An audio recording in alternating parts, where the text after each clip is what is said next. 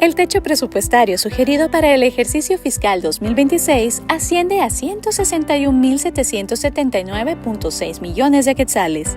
El techo presupuestario sugerido para el ejercicio fiscal 2026 asciende a 161.779.6 millones de quetzales.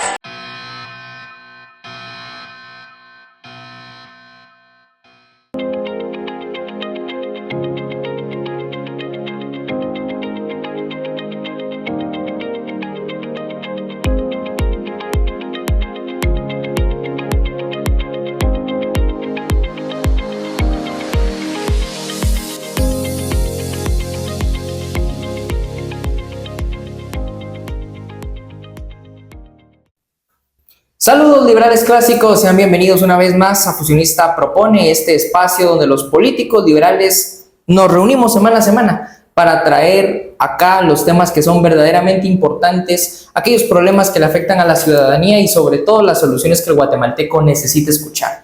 Mientras usted quizás esté ahí cómodamente esperando a que hoy, miércoles, se juegue el partido de la selección de Guatemala contra Estados Unidos, nosotros estamos acá concentrándonos en temas políticos, porque dejamos el pan y circo a un lado y nos concentramos en venirle a presentar a usted, estimado guatemalteco, las soluciones reales y definitivas para que Guatemala sea próspera y se convierta en un país de verdad, potencia mundial.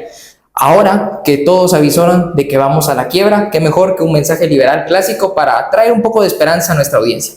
Como siempre, tengo el gusto de que me acompañe Jorge Chapa, secretario general del partido. Jorge, bienvenido, qué gusto saludarlo. Gracias, Gabriel, el gusto es mío y un saludo también para nuestra audiencia, siempre con el ánimo de enseñar, inspirar y comprometer. Desde luego, los invitamos a que se queden hasta el final de este video, a que en el transcurso del mismo nos vayan dejando sus comentarios, que nos dejen su like y que nos apoyen a compartir para llegar a más personas. Jorge, bueno, semana a semana Guatemala da de qué hablar y vivimos épocas turbulentas, ¿no? Análisis económicos en torno a que el país va a la quiebra, remesas con impuestos por parte de Estados Unidos que van a afectar directamente a las familias guatemaltecas que viven y que sobreviven a base de las remesas, una crisis en materia de educación, crisis en materia de salud, en fin, una gran cantidad de problemas que en realidad son fenómenos consecuencia de un problema mucho más grande que pocos atienden. Y bueno, en el ambiente político, pues se escucha a muchos analistas opinar, se escucha a muchas personas hacer crítica, análisis, la mayoría de análisis versa en torno al aspecto económico, pero pocas veces se escuchan las propuestas reales de cambio o las soluciones que tenemos que empezar nosotros a poner sobre la mesa para solucionar tantos problemas que hoy le afectan al guatemalteco. Lo veíamos el día de ayer, bloqueos por parte de los salubristas, los vemos frente al Palacio Nacional desde hace ya bastante tiempo. Ahí está el gremio de sindicalistas de la educación exigiendo más estatismo conservador en materia educativa y bueno, una serie de afecciones económicas que van a venir a pegarnos aún más en los bolsillos a los guatemaltecos, ¿no? Correcto, Gabriel, y es un poco el objetivo de estos podcasts, ¿no? Tratar de trascender al análisis y a la información, porque eventualmente compartimos acá algunos análisis, algunos autores, pero el espíritu de Fusionista Propone realmente es lanzar una serie de propuestas auténticamente liberales clásicas, radicales, completas y congruentes, que estamos seguros que pueden provocar un cambio real y verdadero en la vida de las familias y de los guatemaltecos en general. Entonces, con esa introducción que has hecho, pues queremos referir un artículo que escribiera el doctor Ramiro Bolaños en el medio de comunicación República, un artículo que tituló ¿Qué tan lejos está Guatemala de caer en quiebra? Entre signos de interrogación, el riesgo fiscal que pocos se atreven a vislumbrar. Ese es el título de este artículo, el cual recomendamos ir y leer. De hecho, nosotros lo compartimos con nuestros amigos simpatizantes del proyecto en nuestros diferentes canales de comunicación privada. Aprovechando, pues tenemos algunos grupos de WhatsApp a los cuales pueden adherir nuestros simpatizantes, donde nosotros compartimos información que nosotros consideramos relevante y sobre todo, pues, cómo desde el lente liberal clásico nosotros observamos esta realidad política y estos análisis, ¿no? Pues bien, En este artículo, es un artículo relativamente extenso, nos ofrece una serie de indicadores económicos que apuntan hacia una eventual quiebra de Guatemala, ¿no?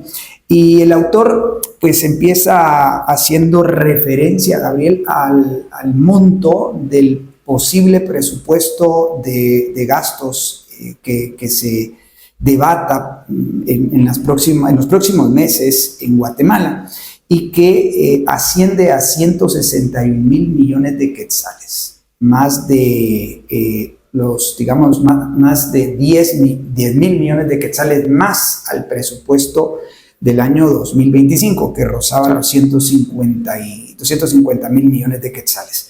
O sea, en otras palabras, este gobierno, el arevalismo 2.0, cree que el problema en parte se soluciona con más dinero sobre las diferentes atribuciones y poderes que ya ostenta el gobierno. Por supuesto, nosotros nos oponemos a esa idea general y más bien pues seguimos postulando el principio de gobierno limitado a sus funciones propias y naturales, seguridad, justicia y obras de infraestructura pública, nada más. Ahora, el autor pues empieza diciendo que ese presupuesto general de ingresos y gastos de la nación, que eventualmente ascendería a más de 161 mil millones de quetzales para el 2026, proyecta un déficit del 3,2%, un déficit fiscal. O sea, es como que tú ganes 1,000 quetzales al mes y entonces tú proyectas gastar 3,2% más, ¿no? Adicional, o sea, tú proyectas gastar, en lugar de ganar 1,000, pues tú proyectas gastar alrededor de 1,030 quetzales al mes, cuando tú solo tienes teóricamente 1,000, ¿no? Esta lógica de presupuestar más que los ingresos que proyecta el país, pues es una lógica estatista, ¿no? Lamentablemente eso no lo sitúa el autor, porque el autor es un economista, no es un político, y el análisis que estamos haciendo acá, pues es un análisis eminentemente político, ¿no? Y entonces, pues bien, hay una serie de fenómenos que no solo el arevalismo 2.0 viene aplicando de forma fiel, digamos, sino lo han hecho también otros gobiernos en el pasado, ¿no? Y pues es básicamente recurrir al endeudamiento inmediato a través de bonos, ¿sí? A través de bonos. Y esta es una práctica ya común, insisto, no solo tiene que ver con la filosofía, digamos, de administración financiera que tiene el ministro Jonathan Mencos al frente de esa cartera, sino pues lo han tenido los anteriores gobiernos del país. Entonces, el primer criterio o indicador que fija este analista es el déficit fiscal. Y ahí alude a un autor de nombre Ray Dalio, quien establece en un libro de cómo los países quiebran, pues establece básicamente que los países justamente empiezan teniendo déficits recurrentes. Ya el problema del déficit fiscal en Guatemala es recurrente, porque siempre se establecen presupuestos muy por encima de los ingresos de la nación. Y que conste, ya los ingresos de la nación son una cuestión debatible, altamente debatible desde el punto de vista ideológico político, ¿no? Tiene que ver con la cantidad de impuestos que se recaudan en Guatemala. Pero bueno, en todo caso, déficits fiscales recurrentes, deuda creciente, pérdida de confianza, colapso de reservas y la caída abrupta en la capacidad de respuesta del Estado. Estas son las condiciones para que un país, pues básicamente, quiebre. Y esto ha pasado en países como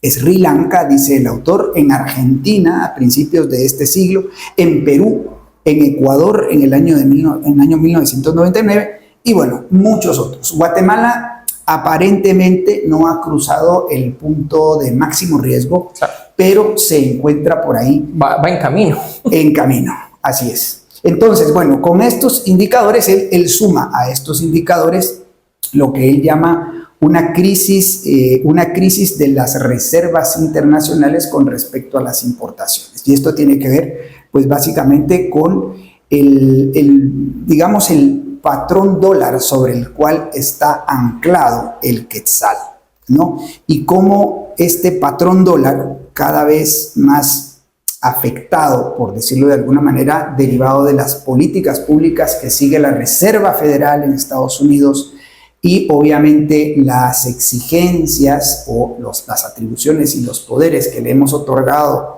al gobierno para que cumpla supuestamente, pues eso genera presión por la administración y por la política monetaria, digamos, y genera pues una serie de desbalances a nivel de importaciones, exportaciones, balanza comercial, etcétera. Y esto pues genera pues bueno, una crisis, digamos, una crisis en cuanto al tema de la cobertura de las reservas internacionales. Tiene que ver con la cantidad de dólares que respaldan, pues básicamente, el dinero circulante en Guatemala.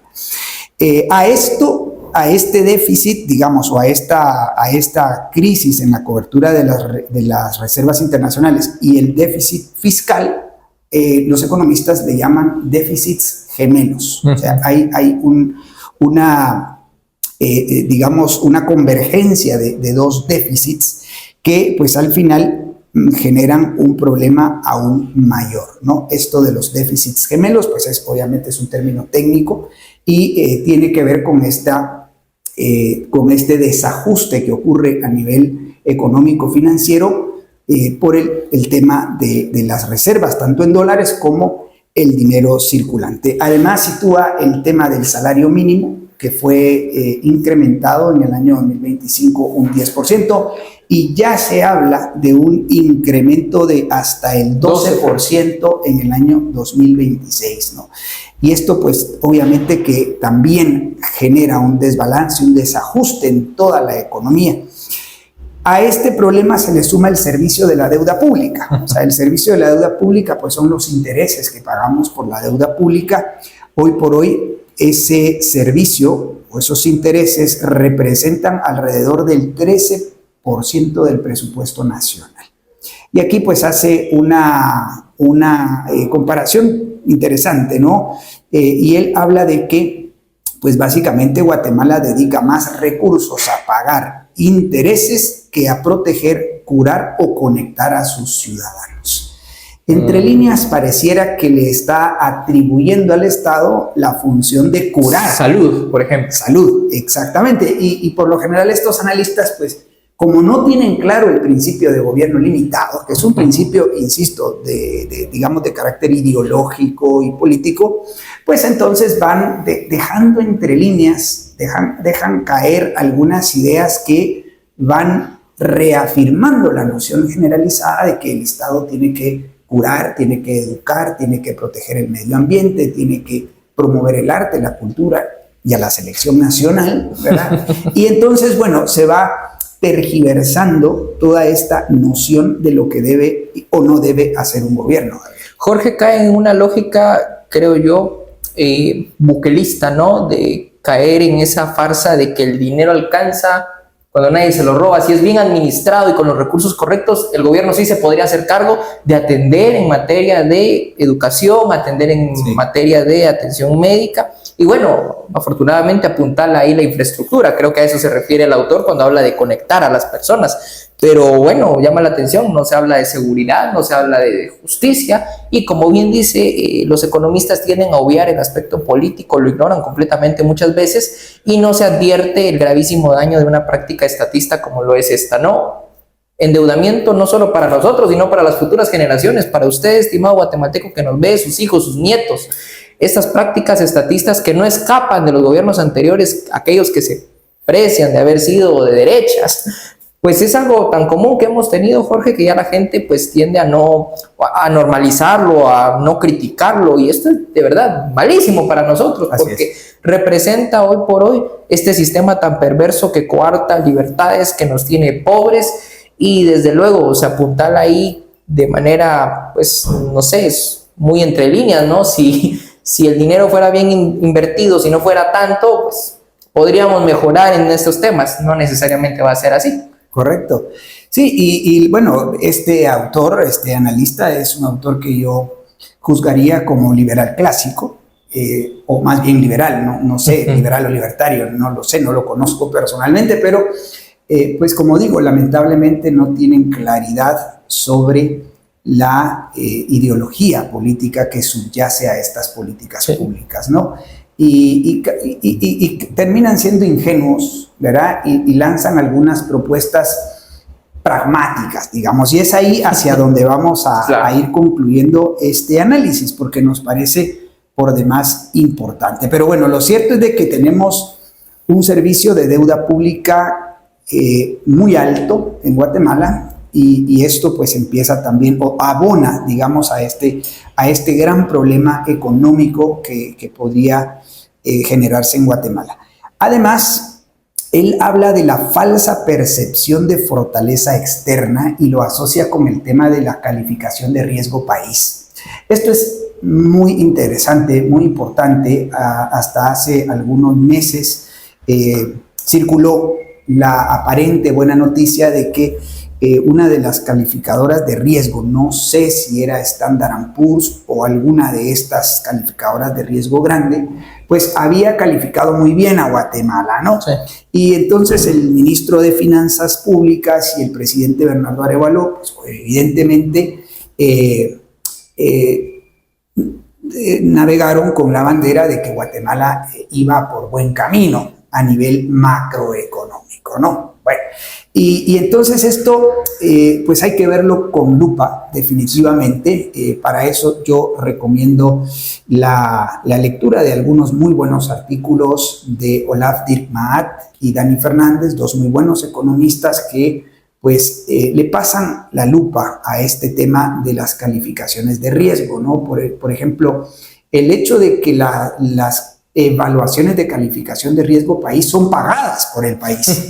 Eso obviamente ya genera pues un conflicto de interés bastante serio, y eventualmente las calificadoras de riesgo, aunque uno pudiese pensar que los resultados son genuinos, auténticos y desinteresados, pues obviamente si tú lo pagas, pues bueno, obviamente vas a tener algún, o podrías llegar a tener, que es lo más probable, algún compromiso por calificar bien al país.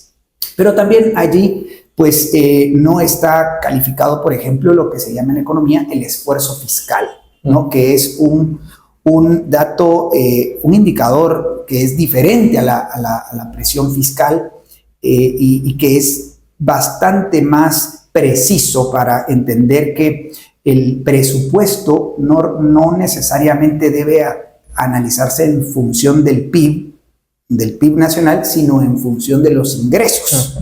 Y ese esfuerzo fiscal o ese peso del gobierno sobre los ingresos nacionales genera ese esfuerzo fiscal, y ese dato es bastante más realista, porque al final pues somos los que pagamos impuestos, los que sostenemos este gobierno y este tamaño de gobierno, ¿no? Entonces, me parece interesante que al menos él lo hace ver, o sea, hace ver como que hay una falsa percepción de fortaleza externa, y eso, bueno, la verdad, un aplauso allí, porque me parece que es bueno que esto tienda a develarse, ¿no? Y que la gente entienda que podríamos tener una buena calificación riesgo país, pero en realidad estos datos macroeconómicos pues no reflejan fielmente lo que está sucediendo a nivel microeconómico. De ahí el autor pasa por las coyunturas internacionales, ¿no? Eventuales nuevas barreras arancelarias, las tensiones comerciales entre las potencias a nivel global, y la presión que esto puede ejercer sobre los precios del petróleo, ¿verdad? Y pues bueno, el comercio internacional de bienes y materias primas. A partir de aquí, el autor se lanza una serie de 1, 2, 3, 4, 5, 6, alrededor de 6 propuestas de reformas económicas, vamos a llamarle, y es allí donde vamos a ir haciendo un cuestionamiento muy fuerte, muy serio, no cuestionamientos ad hominem, sino unos cuestionamientos sobre las ideas, ¿no? Por ejemplo, Gabriel, y si tú quieres me puedes ir interrumpiendo, pero por ejemplo, dice, no hay solución mágica. Bueno, parte de que no hay solución mágica, y ahí estamos de acuerdo, sí, ¿no? no hay solución mágica, pero dice, sí un camino posible si se actúa ahora. Bueno, a ver, en eso podríamos convenir. Nosotros hemos dicho que a un milagro económico siempre precede un milagro político, ¿no? Y entonces, para que Guatemala experimente un milagro económico, y ese milagro económico tiene que ver con que usted, estimado espectador, que nos ve, que nos escucha, pueda estar ganando, no sé, alrededor de $45,000 al año. ¿Por qué no? Es una cifra mediana, digamos, dentro de los países emergentes, ya no dentro de los países desarrollados, pero sí algunos países emergentes, ya sus ciudadanos promedio pues rondan los $45,000 al año. En Guatemala el ingreso promedio es de $5,800 al año. Si nosotros pudiésemos quintuplicar o multiplicar por 8 esa cifra, estaríamos llegando pues a un valor importante, ¿no? Ahora, él dice, lo primero, eliminar el impuesto de solidaridad, ante lo cual pues nosotros sí, estamos de acuerdo. Estamos completamente de acuerdo. Jorge, llama la atención porque, digamos, el economista Ramiro Bolaños apuntala que si se actúa ahora podríamos prevenir que Guatemala se dirija a la crisis, pero si actuamos ahora, dice él, con esta clase politiquera que tenemos, es hacer quizás pues castillos en el aire, estimados amigos, porque la actual clase politiquera hoy está más concentrada en promover iniciativas de leyes malas, malísimas, y no en concentrarse en arreglar el problema de fondo de Guatemala. O sea, llama la atención cuando menos que advierte que esto tendría solución aparente si actuáramos ahora, con lo cual insistimos nosotros, si existiese una bancada fusionista de derecha liberal clásica en el Congreso, desde luego que podríamos hacer algo ahora.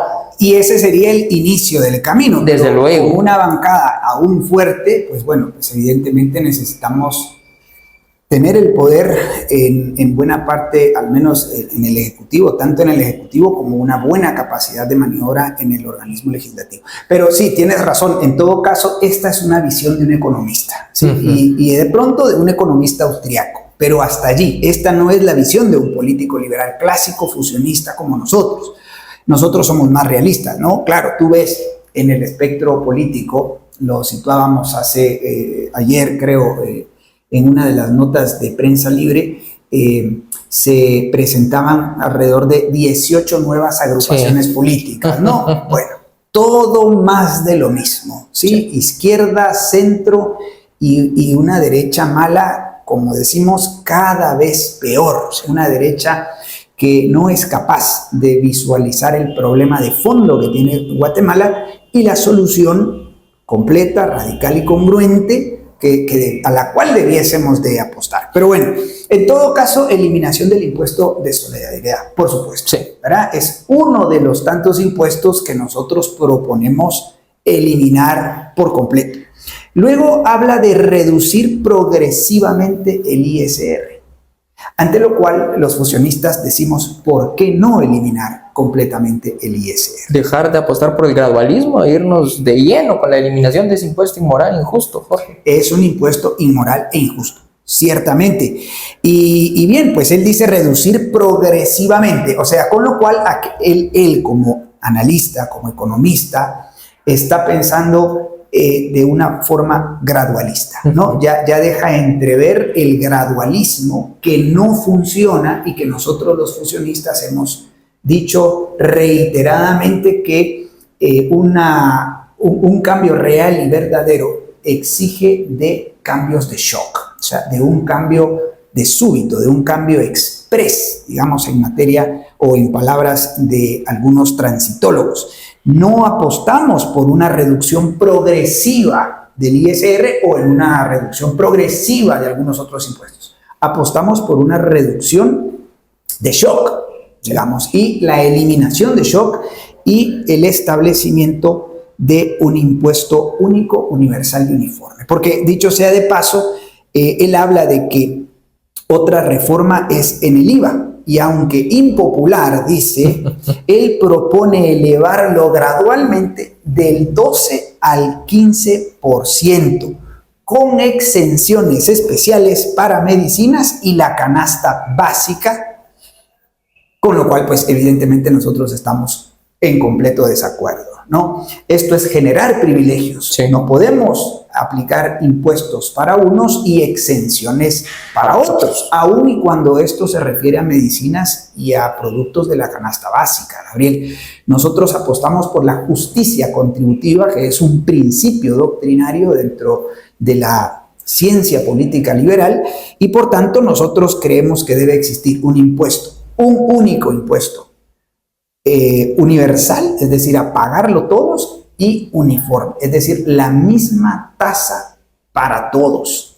Esto es lo que proponemos con un impuesto único, universal y uniforme, el impuesto de las 3U.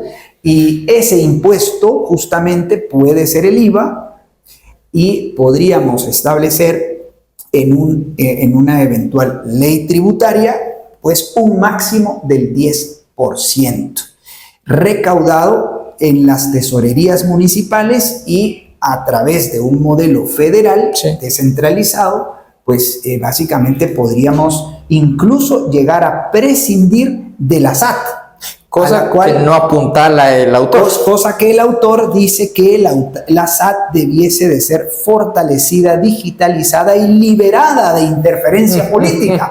No, estimado doctor Bolaños, es imposible que usted evite la interferencia política en la SAT porque es una herramienta del sistema. Sí. Nosotros proponemos eventualmente, y si no hay salvo mejor propuesta en esa materia, en la administración de los recursos o de los impuestos, cerrar la SAT y más bien descentralizar la recaudación a través de las tesorerías municipales, porque justamente los gobiernos municipales y los gobiernos departamentales tendrán autonomía, pero no esta autonomía parcial y a medias que tienen hoy, sino una autonomía completa, legal, funcional y fiscal. Entonces los municipios recaudan el único impuesto universal y uniforme a la tasa que ellos prefieran, no mayor del 10%, y trasladan una parte de ese impuesto a la gobernación departamental y al gobierno nacional para las funciones que son interdependientes entre los tres gobiernos administrativos de lo que podría ser una federación, ¿no? Un gobierno federal de Guatemala. Jorge, y digamos ahí se soluciona uno de los tantos problemas que se apuntalan durante estos días en torno a este posible escenario en el cual se vislumbra un techo presupuestario para 2027 de 161 mil millones de quetzales, ¿va? El hecho de que todos dicen, bueno, es que miren cuánto se le han asignado a los consejos de desarrollo y no hay ejecución, no están ejecutando. Bueno, en primer lugar, solo a través de un gobierno con un modelo federal vamos a lograr que de verdad haya ejecución, una ejecución correspondiente a los bienes públicos que el gobierno puede y por lo tanto debe administrar, que son la seguridad, la justicia y las obras públicas de infraestructura, y más nada, ¿no? Pero esperar a que haya una buena ejecución bajo un modelo de una aparente, más no real, descentralización, que en el mejor de los casos es descentralización funcional, pero ni siquiera, ¿no? En donde se comprometen cierto tipo de intereses, es nuevamente caer en falsas esperanzas, porque la gente dice, ¿no? Es que si tan solo se estuviera ejecutando ese dinero. Creo que por ahí también se fragua la histeria anticorrupción, ¿no? Porque la gente ve estos presupuestos tan grandes y no ve la ejecución que se esperaría. Derivado de eso, estaba enterándome en la mañana que el presidente ya ha mandado a llamar a los alcaldes a una reunión la próxima semana para ver qué está pasando, pero, o sea, realmente si no tenemos un sistema federal y no tenemos un gobierno limitado, la gente no va a ver, pues, obras de infraestructura en su municipio, no va a haber seguridad, no va a haber jueces bien pagados, dictando sentencias, trayendo justicia y resarcimiento para las víctimas, pues. Correcto. No va a haber nada de eso, o sea, bajo este sistema es nuevamente imposible que algo así se dé. Correcto. Más de 15 mil millones de quetzales fue la asignación para los consejos departamentales de desarrollo y creo que la ejecución es inferior al 20% a estas alturas del año. Y sí, vivimos bajo un sistema de Estado unitario. Nosotros proponemos transitar este sistema de Estado unitario a un sistema de Estado federal, donde municipios y departamentos tengan verdadera, real y completa autonomía legal, funcional y fiscal en el marco de una constitución de principios generales, obviamente orientados a el gobierno limitado, los mercados realmente libres y el irrestricto respeto a la propiedad privada. Pero bueno, Gabriel, hasta aquí entonces, digamos, algunas de las propuestas, y él sigue y pone dos ejemplos, el ejemplo de Bulgaria y el ejemplo de Georgia. Pues bien, déjennos contarles rápidamente, estimados fusionistas, espectadores, que nosotros hemos analizado más de 50 casos en 40 países de transiciones de sistema, no cambios de gobernantes, que es lo que hacemos cada 4 años, y con lo cual lamentablemente los guatemaltecos continúan creyendo que con cambiar a los gobernantes cada 4 años algo va realmente a cambiar. No, nada va a cambiar si no cambiamos las reglas del juego. Y las reglas del juego nacen en la Constitución Política de la República y derivan o decaen en las leyes nacionales y sus reglamentos, pasando por los convenios, protocolos, pactos y acuerdos internacionales que Guatemala firma como país. Allí es donde yace el sistema, allí, en la Constitución y las leyes, ¿sí? Y para cambiar el sistema, pues obviamente que se necesita un proyecto político de gran envergadura, que es pues, básicamente lo que somos en el proyecto fusionista.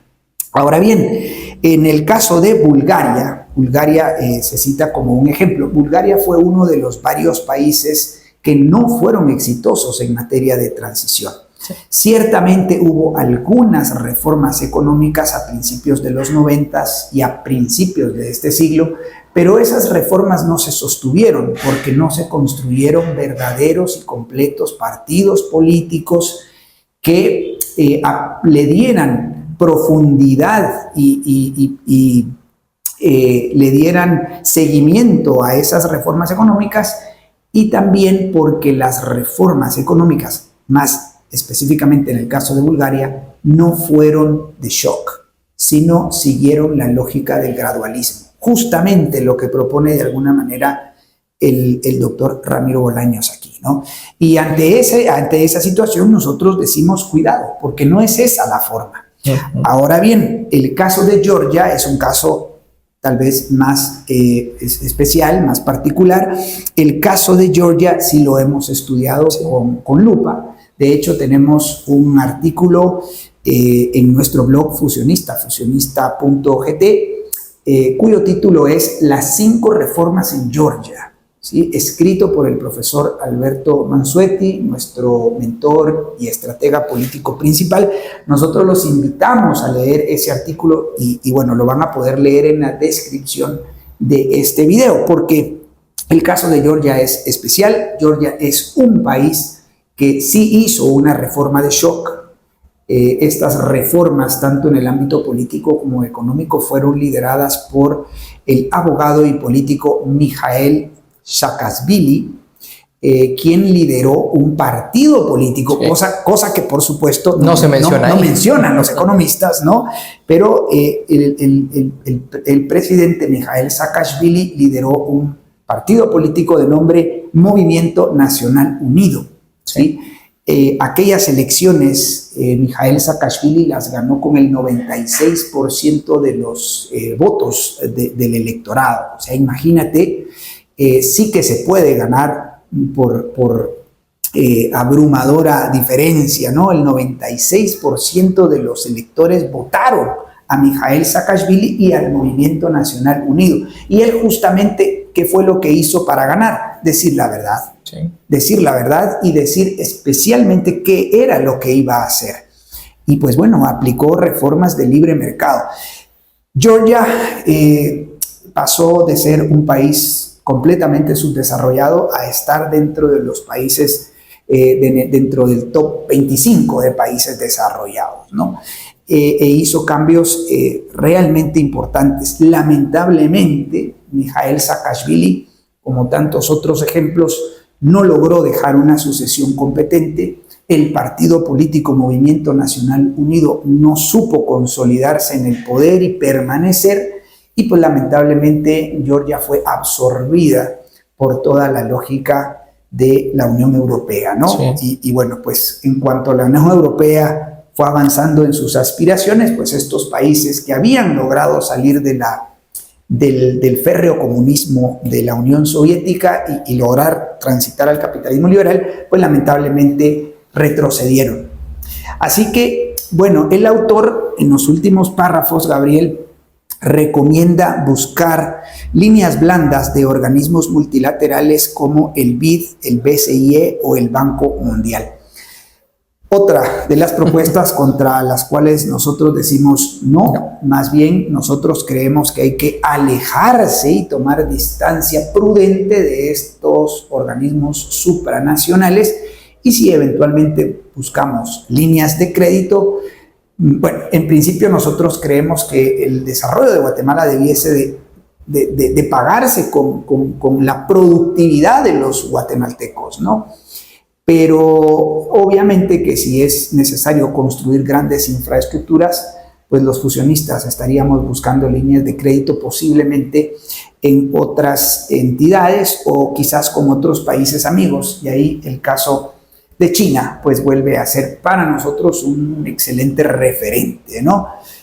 Más allá del miedo que pueda haber sobre el asunto de la trampa de la deuda, o el tema que hoy por hoy le llaman soft power, ¿no? El poder blando, ¿no? A través de préstamos, más allá de esos temores infundados que se esgrimen sobre la cooperación con la República Popular de China, nosotros consideraríamos como fusionistas, pues al menos los tendríamos en el radar y evaluaríamos opciones, ¿no?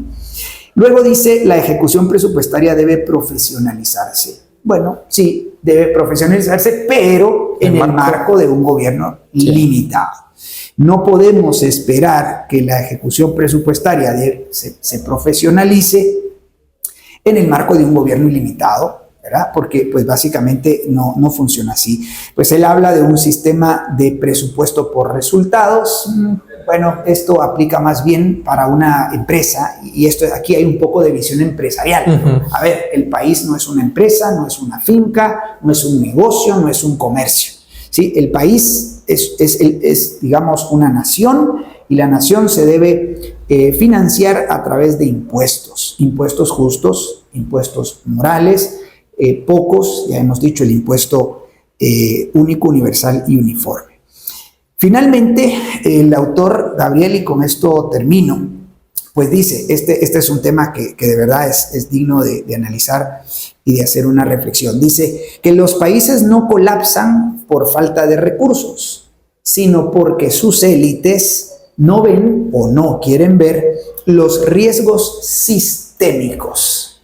Y bueno, ahí hace bien el autor en dejar caer entre líneas también, ¿verdad?, el hecho de que el problema es el sistema de gobierno y economía que prevalece en Guatemala, que es el estatismo sostenido por el socialismo y el mercantilismo crónicos.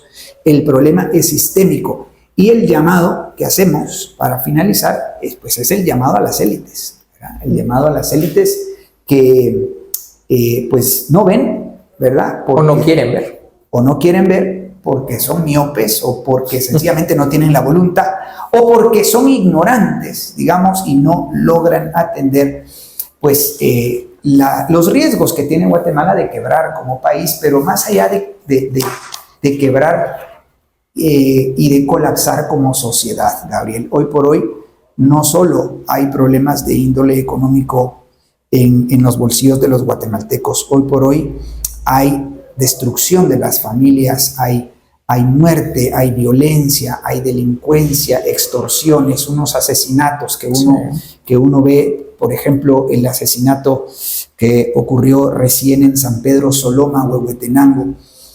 Una señora de 67 años y una niña de 7 años fueron asesinadas con golpes, aparentemente con hacha en la cabeza. De verdad, estamos en una situación muy, muy delicada, ¿no? Y y realmente la decadencia moral, la decadencia intelectual y la decadencia material se hace cada vez más palpable en las familias guatemaltecas. No podemos apostar por estas propuestas parciales, superficiales, a medias, incluso algunas equivocadas. Debemos apostar por cambiar el sistema, por transitar al capitalismo liberal y democrático, y eso implica pues la derogación de las leyes malas y la aplicación de nuestras 5 reformas, Gabriel. Totalmente, Jorge. Digamos, el país está sucumbiendo ante estas crisis cada vez más permanentes y no podemos tapar el sol con un dedo. Poniéndole una curita no lo vamos a salvar. Necesitamos rescatarlo con reformas de shock, reformas contundentes, pero que solo van a ser posible en el marco de un ejercicio democrático, si tú, estimado oyente, nos apoyas. Si tú apoyas a consolidar un proyecto político de país como el Partido Fusionista, que logre encauzar este proyecto reformista a través de, pues básicamente, la derogación de todas esas leyes malas que soportan el sistema. Yo no sé si el economista Ramiro Bolaños advierte que el sistema son las leyes. Nosotros aquí te lo decimos, nosotros hilamos fino. El sistema son las leyes, estimado guatemalteco. Y sí, hacemos un llamado a las élites, pero no solo a las élites. Hacemos un llamado a todo el mundo, Jorge. Es necesario ya de que entendamos, una vez entendido que el sistema son las leyes malas y que derivado de esas leyes malas, todos los resultados que tenemos van a ser malísimos, encauzar un proceso para derogar esas leyes y aplicar leyes buenas, desde luego, aplicar normas generales, justas, abstractas, leyes parejas para todos, sin privilegios para nadie, y desde luego concentrando al gobierno en lo único que puede y debe hacer, que es básicamente garantizar seguridad, justicia y obras públicas de infraestructura física para la gente. Miren, ahorita en temas de invierno, Jorge, lo estamos viviendo, las carreteras hechas pedazos, ¿no? Y llama la atención porque estos autores, cabalmente lo señalaba Jorge, refieren algunos casos de éxito, algunos casos con no tanto éxito, pero en los casos de éxito no advierten a que es necesario un proyecto político, un partido que encauce este proceso y que dé continuidad a esas reformas aplicadas, porque si no pasa lo mismo que le pasó a Mijail Saakashvili. Jorge, he dicho sea de paso, a mí me llama la atención porque él es pues ampliamente reconocido a nivel global por la privatización de la salubridad en Georgia, y aquí están advirtiendo que la salubridad, la sanidad pública, la salud tienen que seguir siendo estatales, ¿no? O sea, si vamos a imitar las buenas acciones, hay que imitarlas parejo, privatizando, desregulando y abriendo los mercados a la libre competencia en todas esas esferas donde el gobierno no tiene que estar metido. Si usted sufrió ayer los bloqueos de los salubristas, creo que era por el Trébol, sí. Estaba viendo ahí las noticias, impresionante, cuánta gente no llegó tarde. Si usted es de los que se queja, como tienen el Palacio y la Plaza de la Constitución, los maestros, sindicalistas, estatistas, la mayoría, bueno, apostemos por la privatización de salud y educación, apostemos por la privatización de los partidos políticos para tener verdaderas plataformas que no sean simplemente plataformas electorales, sino plataformas de cambio cultural para la gente, que formen a sus bases, que encaucen no caudillos, sino programas de transición. Y es lo que intentamos, Jorge, constituir un partido político totalmente diferente al resto, totalmente diferente a esa decena de grupos que están tratando de surgir, si es que la LEP se los permite. Pues bien, vamos a ser diferentes porque nosotros sí vamos a la raíz del problema y te invitamos a ti a que nos acompañes en esa noble causa de cambiar el sistema de Guatemala, para lo cual es necesario tu preafiliación al Partido Fusionista. Lo puedes hacer en fusionista.gt. Si estos argumentos y nuestras posturas que hemos esbozado a través de esta crítica al artículo del economista Ramiro Bolaños te han convencido, preafíliate con nosotros. Esta preafiliación no tiene ninguna vinculación legal, es meramente tu buena intención de querer adherir a nosotros de una manera no legal, pero sí formal y consistente para apostar por esta transición política. Y desde luego, si quieres saber más, no solo de Georgia, si quieres conocer los casos de transición de República Checa, de Polonia, inscríbete a nuestro curso de formación política en fusionismo y las 5 reformas. Puedes encontrar material en nuestro sitio web, pero qué mejor que tengas acceso a las charlas magistrales de los catedráticos liberales clásicos en nuestro diplomado que está a punto de comenzar. Dicho sea de paso, Jorge, la gente debe de apresurarse a inscribirse porque ya están acabándose las fechas y hay cupo limitado. Así que inscríbete hoy para poder ser parte de esta formación y conocer más argumentos que nos ayudan a sustentar estas posturas, Jorge, que como bien lo decía a un inicio, no son ataques ad hominem. Respetablemente también hacemos una invitación a que lo pueda ver el economista Ramiro Bolaños, que lo puedan ver todas esas élites y que escuchen este mensaje, que adviertan el problema que tenemos, pero que en consecuencia actúen y que actúen bien.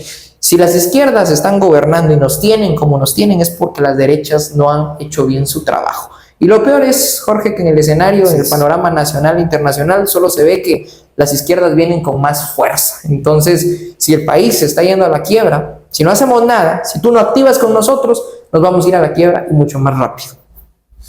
Así es, Gabriel, bien lo has dicho, y bueno, tal vez solo para ponerle la guinda al pastel, ¿a qué élites nos referimos? ¿A qué élites invitamos para que vean este video y se sumen a los esfuerzos que hace el equipo del proyecto fusionista por hacer llegar este mensaje, estas propuestas y por supuesto para ampliar nuestras bases y nuestros liderazgos territoriales, ¿no? Bueno, pues básicamente la élite empresarial, obviamente, ¿no? Hoy tocamos un tema, partimos de un tema eminentemente económico, empresarial, financiero, así que la élite empresarial está invitada, ¿no? Y no nos referimos a las empresas grandes, no nos referimos a ti, pequeño comerciante, pequeño empresario, pequeño agricultor. Tú tienes una pequeña empresa, no sé, tal vez produzcas remolacha allá en la recta de Patsicía o quizás zanahorias allá en el valle de Almolonga, o si produces melón allá en Zacapa, en fin, a esa élite empresarial, a empresarios micro, pequeños, medianos y grandes nos referimos. Nos referimos también a la élite académica, Gabriel. Sí. El doctor Ramiro Bolaños seguramente es profesor o parece, ¿no?, que es profesor. Y pues bien, la pregunta le hacemos de verdad muy sincera es ¿por qué plantear propuestas gradualistas, superficiales, muchas de ellas, y en algunos casos equivocadas, ¿no? Nos parece a nosotros que hay que apostar por las soluciones radicales. Sí. Hay que ser ambiciosos, dejar nuestras microambiciones y, bueno, claro, dejarnos a la clase política lo que debemos hacer la clase política, que es persuadir. La clase política, la buena política, el buen político lo que hace es persuadir. Los buenos políticos no somos demagogos, no le decimos a la gente lo que la gente quiere escuchar, le decimos a la gente lo que la gente debe escuchar. Y eso pues a veces causa roncha, ¿no? Como dicen en otros países. Gabriel ha dicho, hay que privatizar la educación y la salud, y eso rebota, explota la mente de la gente, ¿no? Pero bueno, sí, nosotros podemos dar argumentos del por qué debemos privatizar la educación, la salud y el sistema de jubilaciones y pensiones, es decir, el IX, con vouchers para los más pobres de manera temporal, ¿ya? Así que no les dejaremos abandonados a los más pobres de este país. Somos conscientes de que no van a poder pagar inmediatamente un servicio privado o privatizado. Por eso proponemos 3 series de vouchers en educación, atención médica y jubilaciones y pensiones, pero en paralelo privatizando, desregulando y abriendo los mercados a la competencia. Entonces, la élite académica, la élite militar, sí, la élite conservadora, o sea, este es un llamado a los cristianos, tanto evangélicos como católicos, ¿no? Y bueno, pues básicamente a la élite de los estudiantes, a la élite de los profesionales, a la élite de los cooperativistas, toda esa gente de verdad, si tú nos estás escuchando, de verdad, haz el esfuerzo de darle like a este video porque nos ayudas con el algoritmo.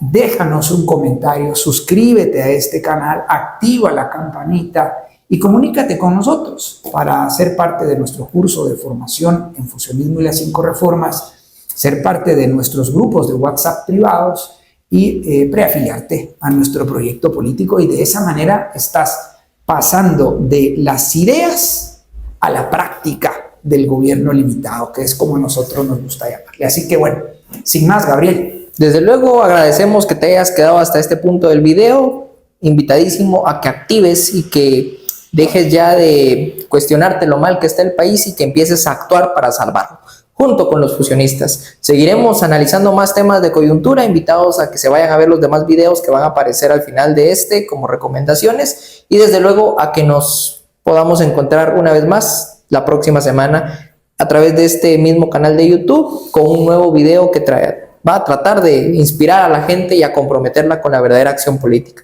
Mientras tanto, Jorge, seguimos haciendo camino al andar, sin prisa pero sin pausa, con Dios y con la verdad por delante.